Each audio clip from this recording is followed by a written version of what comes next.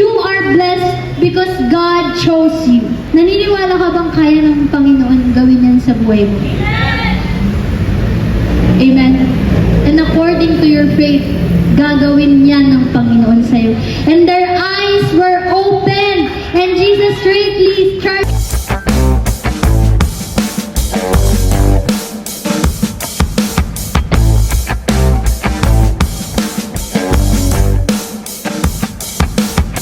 Pakalaman natin ang ating Panginoon ng napakalakas. Hallelujah! Hallelujah, Jesus. We thank you. Maaari po ba tayong magsitayo at tayo po ay basahin natin sa Matthew 13:15, ating salita ngayong araw.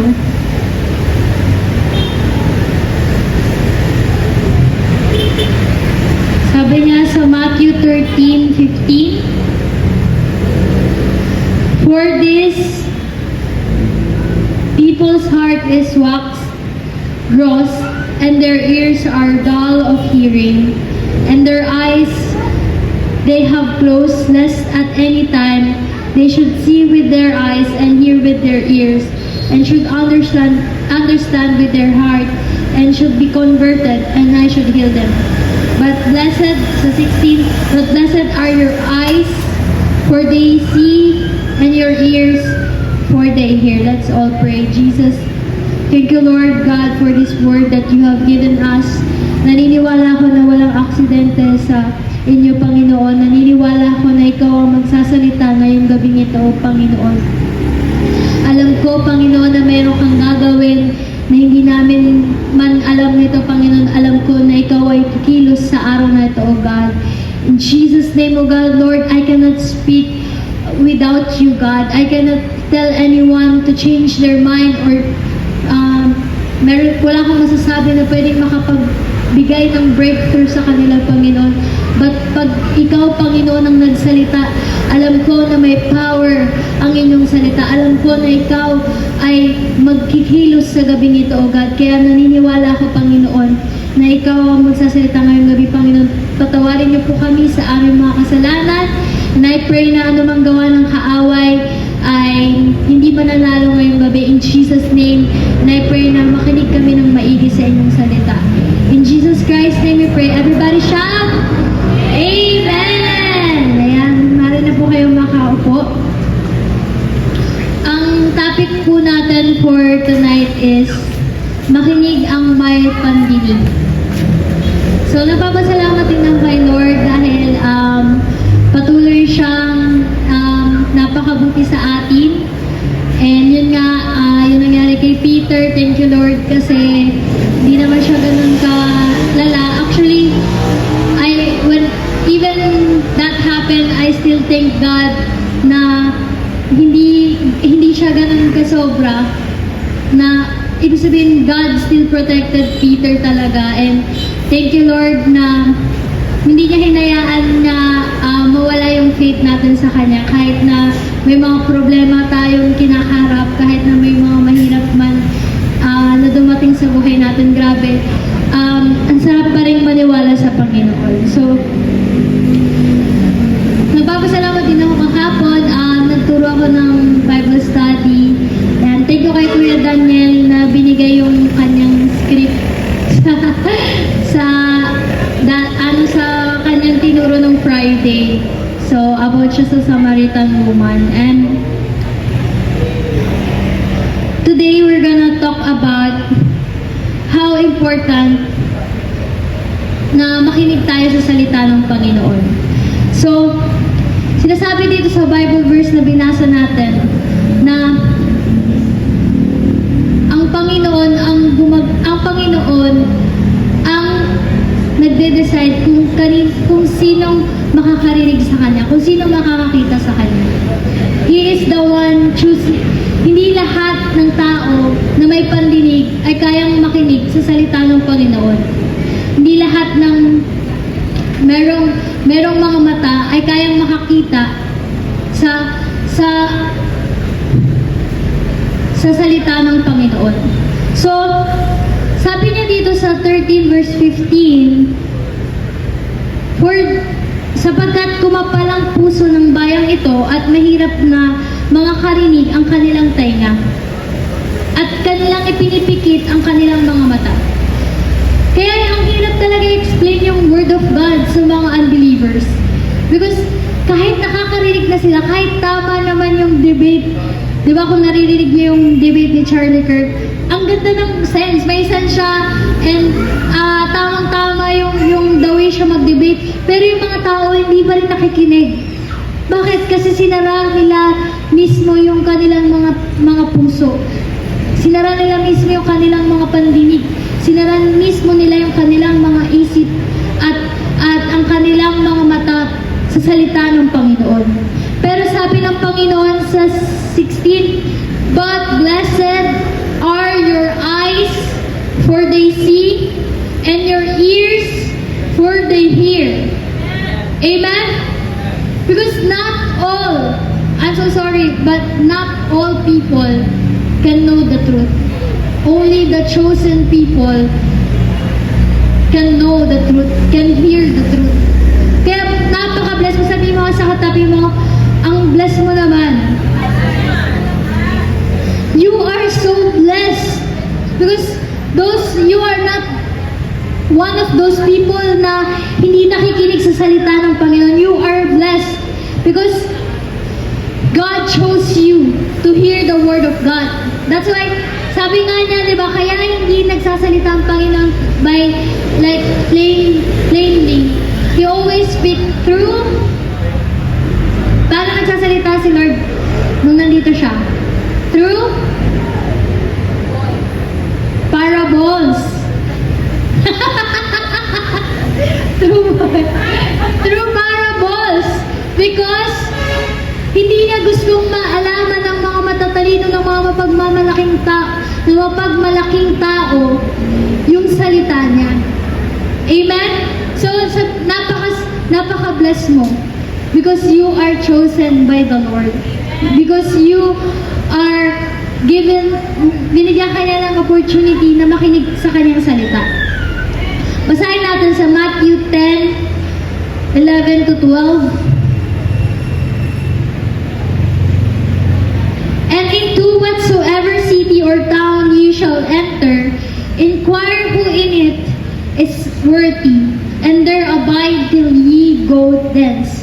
And when ye come into a house, salute it." Ito yung verse na sinasabi ng Panginoon na binigyan niya ng anointing lahat ng 12 disciples. And sabi niya, piliin mo yung taong ibibless mo. Ibig sabihin, hindi ka basta-bastang binless ng Panginoon. Hindi ka basta-bastang binless ng Panginoon dahil anak ka ng pastor. Hindi ka basta-bastang binless ng Panginoon dahil pinili mo siya. You are blessed because God chose you. Amen? You are blessed because God, He picked you carefully. Hindi kanya basta-bastang ginanon lang sa buhangin na kung ano lang yung makadampot nga, yun na yung pinili niya. Hindi. Bago ka pa ipinanganak sa mundo, bago ka pa na-form sa womb ng ama, tama? ng iyong ina, He anointed you. He knew you before you were even born. That's God who loves you. Kilala ka niya. At kilala ka niya hindi sa kasalanan mo, kilala ka niya sa hindi sa ginagawa mo, kilala niya yung pangalan mo. Kasi yung kaaway, kilala ka niya sa mga ginagawa mo. O ayan, ito na naman si babaero. O ito na naman si chismosa. Sabihin niya, di ba? Yung demonyo nga na gustong i-rebuke ng mga tao. Sa pangalan ni Jesus na pinipreach ni Pablo. Lumayas ka, sabi ng demonyo, kilala ko si Pablo, kilala ko si Jesus. Sino ka? Aha. Kaya nakakakilabot na malaman natin na God wants you to listen to Him. Na He wants you to fully listen sa kanyang salita. Sabi niya, faith comes from hearing and hearing the Word of God. So, when we hear, we must believe. Sabi nga, when we hear, you must have faith. Amen? Maniwala ka sa Panginoon na may kapangyarihan ng kanyang pangalan. Maniwala ka sa Panginoon na merong breakthrough na gagawin siya sa buhay mo. Maniwala ka sa Panginoon na kaya niyang magpagaling. Maniwala ka sa Panginoon na He can provide for you. Maniwala ka sa Panginoon that He can do miracles until now. Amen? Hindi siya nagbabago mula noon hanggang ngayon. Siya pa rin yung Diyos na makapangyarihan sa lahat. Siya pa rin yung Diyos na kayang humati ng dagat. Siya pa rin yung Diyos na kaya magpagaling ng mga bulag, ng mga pipe, na kaya magbuhay ng patay, na kayang gumawa ng mga mirakulo na hindi kailanman makikita ng ibang tao, kundi siya lang ang may kakayanan ng lahat ng yon. Sabi niya sa storm, sabi niya sa bagyo, tumigil ka, tumahimik ka. At sabi niya sa mga disciples, malit naman ang pananampalataya niyo, konting storm lang, nag-stress out na kayo. Nandito ako sa buhay niyo. Amen? Nandito ako. Bakit kailangan mong matakot sa mga bagyo na yan? Amen? Believe in the Lord. How can we be Christians and still unbelievers? Kristyano ka sa tawag mo sa sarili mo, pero punong-puno ka ng hindi paniniwala sa Panginoon. Kaya ba ito ni Lord? Ganito ba talaga si Lord? Kaya ba ito ni Lord? Bakit? Kasi you are seeing God's power through your own eyes. Nililimitahan mo si Lord sa kung paano mo siya kakilala. Paano mo siya makikilala? Sa pakikinig ng kanyang salita, paano hindi mo siya kilala kasi hindi ka nakikinig sa salita niya. Amen? Kaya ngayon, mga kapatid, kilalanin natin ang ating Panginoon and believe in His Word. Kulang na tayo sa pananampalataya, mga kapatid. Kulang yung pananampalataya natin sa Kanya. Kaya kailangan natin ipakita sa Kanya na naniniwala tayo sa Kanya. Kailangan natin ipakita sa Kanya na meron yung buong buhay natin ay kaya nating ibigay sa Kanya. You are just like a glove. You cannot do anything without the hand of God. Amen? Kung yung gloves walang kamay, useless. Amen? Kaya useless tayo kung wala ang Panginoon sa buhay natin. Kaso, kung gusto man natin magpagamit sa Panginoon, and yung gloves natin punong-puno ng bato, ng buhangin, o ng kung ano-anong mga bagay sa mundo, hindi mo magagamit yung gloves, di ba? Kailangan mo munang tagtagin, kailangan mo munang alisin yung mga bagay na hindi tama para mas fully magamit ka ng Panginoon. Kaya hindi tayo magamit ng Panginoon ng sobra-sobra dahil marami pa tayong hindi sinusuko sa Kanya. Amen? Sabi nga, di ba ni Kuya Daniel nung nakaraang Friday, na kailangan mong i-let go yung mga bagay na yan para doon ka gagamitin ng Panginoon. Yung guilt, yung shame, yung kasalanan, yung addiction, yung mga bagay na hindi ka rapat-dapat sa Kanya, pag nilet go mo yan, doon ka gagamitin ng Panginoon ng sobra-sobra. Hallelujah! Palakpakan natin ang ating Panginoon. But in Matthew 13:55 to 58, pinakita dito sa Bible verse na ito na yung mga taga Nazareth, hindi sila naniwala sa Panginoon. Bakit? Kasi kilala na nila si Lord. Di ba yun yung kapatid ni Di ba yun yung anak ni Mary tsaka ni Joseph? Kaya hindi sila nagkaroon ng maraming miracles because they didn't believe. Basahin nga natin, napakaganda ng Bible verse na sabi niya, sa 58, He did not many mighty works there because of their unbelief. Because of your unbelief, hindi kumikilos ang Diyos sa buhay mo. Hindi siya nakakakilos sa buhay mo dahil wala kang sabi sa Matthew 9:27 to 30, merong dalawang blind man na pinagaling ng Panginoon, 27 to 30. And when Jesus departed thence, two blind men followed him, crying and saying, Thou son of David, have mercy on us.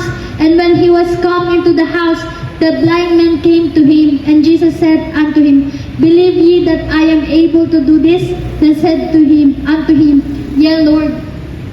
Then touched he their eyes, saying, According to your faith, be it unto you.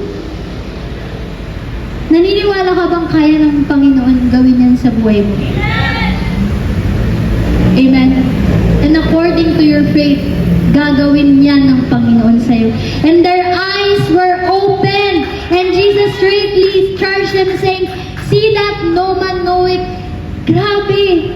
Yung paniniwala mo, walang imposible sa taong may paniniwala.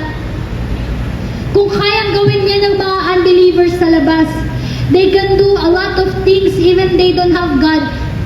Why? Because they believe they can do it. Because they have faith. Paano pa kaya tayo mga Kristyano? Work out your faith. Amen? Pataasin mo ng pataasin yung pananampalataya mo. We must have faith like a mustard seed na kahit na maliit lang yan, na baka hindi natin makita sa sarili nating mga mata. Pero yung faith na yan yung hindi nila alam na kapag tinanim yan, kapag namatay yan, at natanim sa lupa, lalago siya ng lalago, ng lalaki, ng lalaki, ng lalaki. Amen? Kaya nga, gusto ko mag-create ng clickbait sa YouTube. Ang title, Mamatay Ka Na. Yung pala, ang context, mamatay ka na sa kasalanan mo. Amen? Amen? Patayin mo yung sarili mong desires. Patayin mo yung sarili mong flesh. Patayin mo lahat ng kagustuhan mo. Let God will be done in your life. Amen?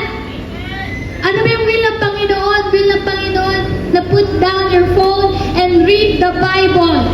Ano ba yung will ng Panginoon? Na sundin mo yung utos niya. Ano ba yung will ng Panginoon? To read the Bible, to pray day and night. Ang gusto ko nga maging katulad ni Daniel eh. 3 beses nagpe-pray. Grabe no? 3 beses. And 3 beses, isa pa siyang siya ay isa sa mga napakataas ng kanyang posisyon sa gobyerno. Pero sobrang busy man niya, hindi yung naging dahilan para manalangin siya. So anong excuses mo? Busy ako, pagod ako. Ha? Pag mahal mo, gagawan mo ng paraan. Amen? Mahal mo ba si Lord? So gagawan mo ng paraan na magkaroon ka ng oras sa Kanya. Be a good soil. Be a good soil. Sabi nga, di ba, yung parable of seeds. How can the seed of God grow if your heart, if the seed of God come into your heart? Anong klaseng ground yan? Yung ba yung mabato? Yung ba yung matinik? Yung ba yung punong-puno ng walang halos hindi matatnan kasi ganyan ka, mabato ka. Ay ano ka, parang doon flat ka lang. Hindi mag-deep yung word of God sa'yo. Anong klaseng ground yung puso mo kapag naririnig mo yung salita ng Diyos? Ay, hindi ako makikinig dyan kasi pangit yung nagsasalita. Ay, hindi ako makikinig dyan kasi Japanese yung nagsasalita, English eh. Ay, hindi ako makikinig dyan kasi wala naman experience yan eh. Hindi ka titingin sa taong nagsasalita sa harap.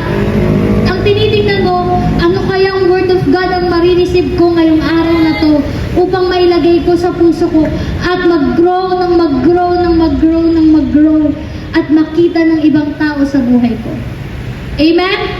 So I have a last point with you guys that Ito yung gustong faith ng Panginoon. Sa Malakay chapter 3 verse 6 to 18. For I am the Lord, I change not. Therefore ye sons of Jacob are not consumed. Naniniwala ba kayo kayang magbago ng tao?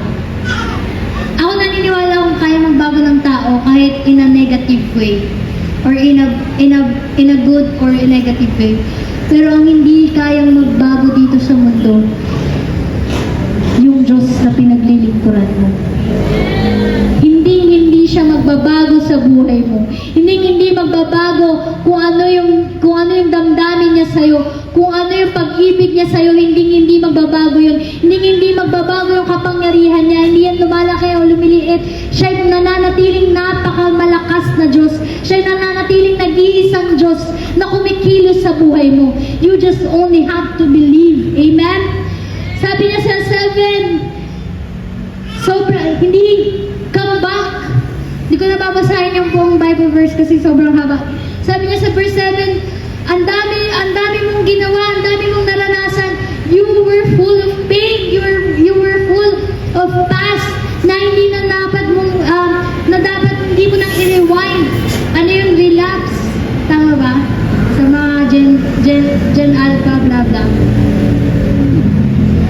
Mahilig silang ano yung multo mo, pero dahil sa mga na-experience natin mga yan, dapat natin i-let go na yan at ibigay sa Panginoon, i-surrender mo na yan lahat sa Panginoon at bumalik ka sa Kanya. 8 to 9, it says here na pag nanakaw ka, kapag hindi ka nagbibigay sa Panginoon. Malakay chapter 3 verse 8 to 10. Kailan mo nananakawan ng Panginoon? Kapag hindi ka marunong mag-tithes. Aray ko po. Aray ko po. Ayoko nang magnanakaw. Pero minsan tayo rin pala yung magnanakaw sa Panginoon. Kaya nga kahit na napakalaki ng tithes, kahit sayang no, 10,000, tapos bibigay mo yung 1,000, pang Jollibee lang yan ni Sister Jing eh. Joke lang. Pag malaki na yung tithes mo, nangihinayang ka na magbigay ng hindi eh. Bakit lumalaki yung tinatites mo? Kasi pinapalaki ni Lord yung income mo. Amen? Sabi niya? Bring ye all your tithes into storehouse that ye may be meat in mine house and prove me now herewith, saith the Lord of hosts, if will not open you the windows of heaven and pour you out a blessing. Amen? Akala mo ikaw yung nawawalan kapag nagbibigay ka? Kapag nagbibigay ka, ikaw yung mas lalong pangulanan ng Panginoon ng biyaya. Sabi niya that there shall not be room enough to receive it. Hello? And I will rebuke the devourer for your sakes, and he shall not destroy the fruits of your ground, neither shall your vine cast her fruit before the time in the field, saith the Lord of hosts. Kapag tapat ka sa Panginoon, poprotektahan ka rin niya. Yung mga mananakmal na yan, wala yung espasyo sa buhay mo. And all your, I believe this is our Bible verses, sabi niya, ng Forever Blessed Ministry, sa 12, all nations shall call you blessed, for ye shall be delightsome land, saith the Lord of hosts. All nations shall call you blessed. Amen? Sinong blessed dito? Amen! Hallelujah! Sabi niya sa 13:14, alam mo, sobrang nasasaktan ako sa mga salita mo. Bakit ka ang sama-sama ng sinasabi mo sa akin? Tapos sasabihin naman ng mga tao, ha, Lord, never naman kita sinabihan ng mali ah. Ano sabi ng Lord? Ye have said it is vain to serve God. And what is the profit that we have kept His ordinance, that we walk mournfully before the Lord of hosts? Kapag nagrereklamo ka pala, sasabihin mo walang kwenta yung paglilingkod mo sa Diyos, parang parang wala lang naman yung paglilingkod mo sa Diyos, sinasaktan mo ang Diyos. Amen? It is not in vain. Yung pag-edit mo, yung pagsayaw mo, yung pagtugtog mo, yung pagpunta mo sa gawain ng Panginoon, your labor is not in vain in the Lord. Kaya huwag mo sasabihin, huwag ka magreklamo kasi nasasaktan ng Panginoon. Kasi sinasabi niya na, bakit ang pangit ng sinasabi mo sa akin? Sabi niya dito sa 13, di ba? Kaya we should not be wicked. We should learn how to correct ourselves. We should learn how to say to ourselves, kailangan maging tama desisyon ko. And sabi niya sa 16, then they that fear the Lord spake often one to another, and the Lord hearkened and heard it. Sarap no, pakinggan ng Panginoon yung mga panalangin natin. A book of remembrance was written before Him for them that feared the Lord and that thought upon His name, and they shall be mine, saith the Lord of hosts. In the day when I make up my jewels, I will spare them as a man spared his own that serveth him. I will call you mine. You are mine, Joanne. You are mine, Kat. You are mine, Ate Risa. Nakakakilig. Diba? You are mine. And sabi niya, then shall ye return and discern between the righteous and the wicked, between him that serveth God and him that serveth him not. Ano sabi dito sa 18? Ang ganda ng Bible verse, no? Tingnan mo yung buhay ng taong walang Diyos at hindi naglilingkod sa Diyos. I-compare mo sa taong naglilingkod sa Diyos. I-compare mo sa taong merong Diyos, na naniniwala sa Diyos, na merong takot sa Diyos. Ibang-iba yung buhay mo sa taong hindi naglilingkod sa Diyos. You are blessed among nations. You are blessed. Kahit na nadana pa, kahit na maraming problema, lagi kang binabangon ng Panginoon. Kahit napagod ka, kahit punong-puno ka ng pagod, ano sabi ng Panginoon? I will give you rest. Na kahit na anumang mangyari sa buhay mo, you are blessed. Let's all stand up and can we sing to the Lord? And can we pray to the Lord? Hallelujah. Jesus, we worship you and we glorify your holy name. Alam ko na ikaw ay nagsalita ngayong gabing ito, Panginoon. All the glory belongs to you, God. Jesus, we are nothing without you. That's why, God, wala kaming kayang may pagmalaki sa mga tao. Kung kami man ay blessed sa harap ng maraming tao, Panginoon, it's not because of our works, oh God. It's not because of what we have done. It's because of your grace. It's because of your love and your mercy, oh God. Hallelujah. We worship ang dalisay sa Panginoon.